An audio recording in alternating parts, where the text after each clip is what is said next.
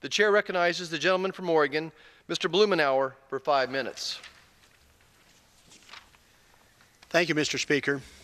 Friday, the Trump administration declared war on state legalization of marijuana as they come out on the wrong side of history and the American public. The Obama administration recognized that the vast voter-driven movement to legalize marijuana at the state level was something that couldn't be stopped, and in fact that the federal government shouldn't interfere. Their Justice Department issued guidance known as the Cole Amendment that as long as these voter-approved state legalization efforts were enforced rigorously and thoughtfully, the federal government wouldn't interfere with what the voters wanted.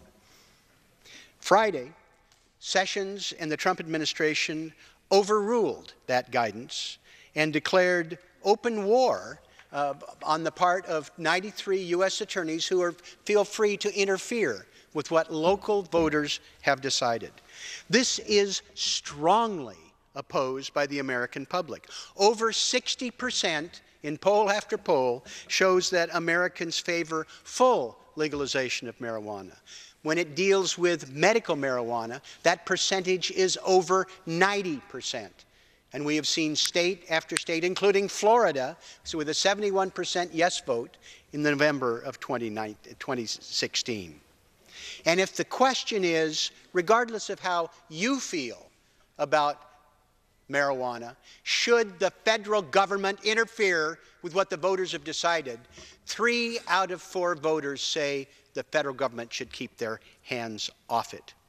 Luckily, at least as far as medical marijuana is concerned, they are protected from interference by the Justice Department because of the amendment that I've authored with my friend Dana Rohrabacher. It's in the continuing resolution. It needs to be in any long-term funding bill.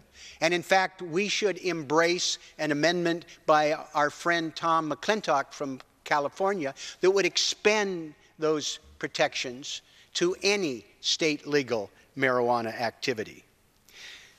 The Justice Department is not just on the wrong side of history and the American public.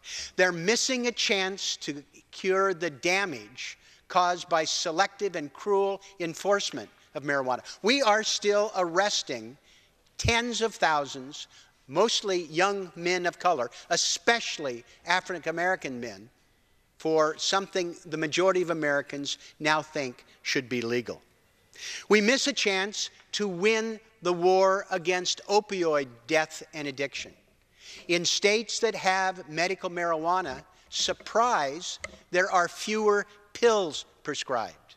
And the longer the states have had medical marijuana, the lower the overdose death. In California, which has had medical marijuana the longest, there's 1/3 fewer opioid deaths. We're missing an opportunity to build on that.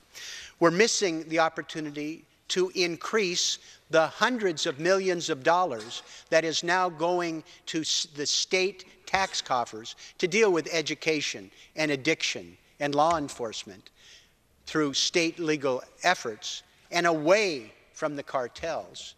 Indeed, if we clean up this mess, we'll have billions of dollars to devote for public purposes and further undermine the strength of drug cartels that use the black market to fuel their efforts.